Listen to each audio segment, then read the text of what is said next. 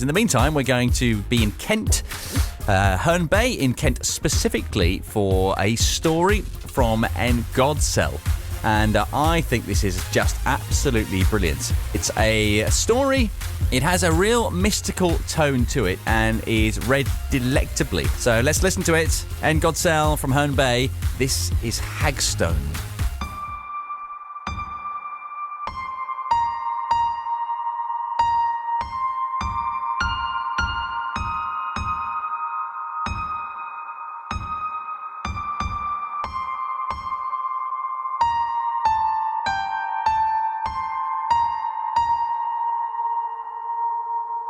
It had only been a day since Cal arrived at this coastal retreat, but sadly she knew she'd already seen all it had to offer. Intended as a tentative step towards her early retirement, which was still years off, she wanted to speculate about the kinds of places she might decide to spend her twilight years, to get a feel for them, and so once again has stuck a pin in a map, and early the following morning drove down to a previously unconsidered destination. Regrettably, within hours of arrival, the small seaside town of Hexley-Treath was mentally crossed off her list of potential possibilities, for even though she sought a quiet coastal refuge with a countryside to explore, this particular hamlet was a little too quiet, without any remarkable features. Subsequently, when her temporary landlady suggested she visit the local bay that evening, out of sheer desperation, Cal set off. After a brief hike across a neighbouring field and having negotiated her way down the crude steps carved into the cliff face, she found herself wandering along a quaint and pleasantly deserted strip of coastline. The golden light from the dying sun spilled across the puddled sands as the tide was slowly withdrawing for the evening. Wisps of clouds, like plumes from an exhausted fire, drifted across the amber skies, their edges glowing like embers or the bitter end of a cigarette.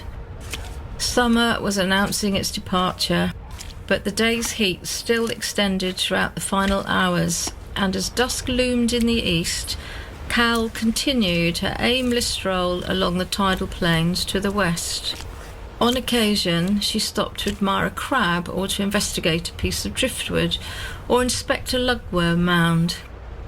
Once or twice she dug down a little with the heel of her tan deck shoe to relieve from the sand's grip a mollusk shell for a more thorough perusal. But her interest soon dwindled and she cast the husk aside before continuing her perambulation. It was not a beautiful beach. She would not ever use that word to describe it. There were far too many rocks and not enough sand for that particular aesthetic accolade. And the strands of seaweed strewn along its shore had all the effects of clumps of wet hair pulled from the plug hole and discarded for someone else to dispose of. But somehow it had her captivated from the first moment she set foot on it. As she contemplated reviewing her initial appraisal of the area, something caught her eye. Sticking out of the sand and partially obscured by thongweed was the blackest stone she'd ever seen.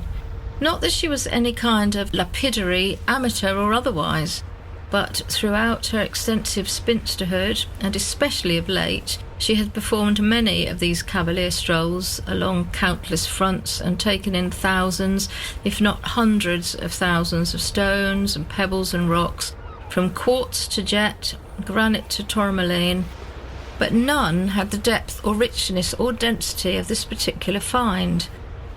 She was thrilled to discover as she pulled this artefact from its bed that it was perfectly smooth and rounded at the edges and thicker than she had at first thought, for the darkness of its hue concealed its visible dimensions, and right in the centre of this treasure was a perfectly round hole.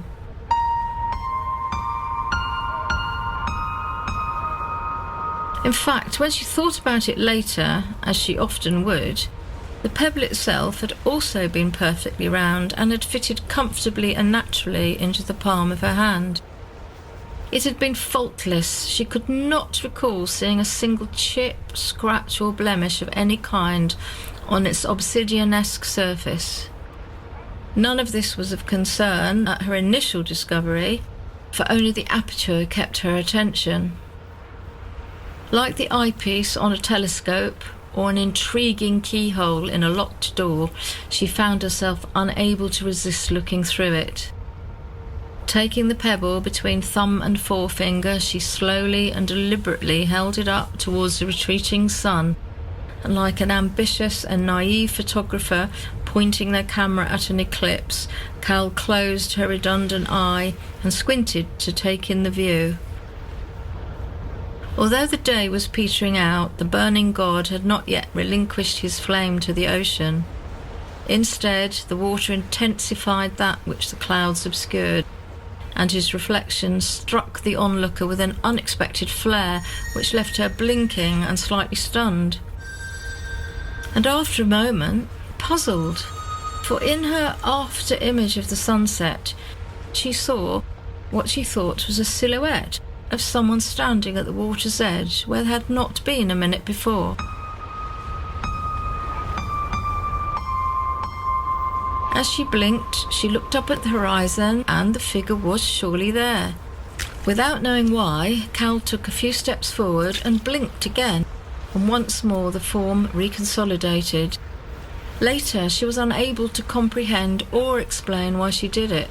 But at that moment, she had a compulsion to rush towards the shoreline, calling out to the stranger and blinking furiously to maintain their position. As she drew near to them, the shadow seemed to turn and reveal the most sublime face she had ever beheld. Disquieting, sombre eyes set into skin as smooth as the evening skies. Faintly parted lips poised for the telling of a secret, and rippling Stygian hair. Yet, with each consequent blink, the exquisite form grew pale, more distant, and Cal knew what must be done. She needed to look through the stone once more. But in her haste to reach the newcomer, she had not realised the rock had slipped from her grasp. Cal looked back to where she'd stood and frantically scanned the sands for her prize. She ran, attempting to retrace her footprints, but the soft mud had already swallowed them. She threw herself to her knees, clawing at the ground, but the pebble was lost and nowhere to be seen, and when she turned back to the water's edge, neither was the figure.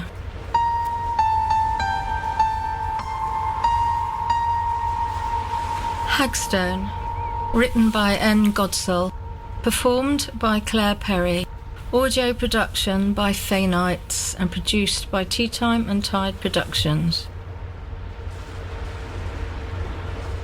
That is Hagstone by N Godsell in Herne Bay in Kent, and I think we can all agree, read spectacularly.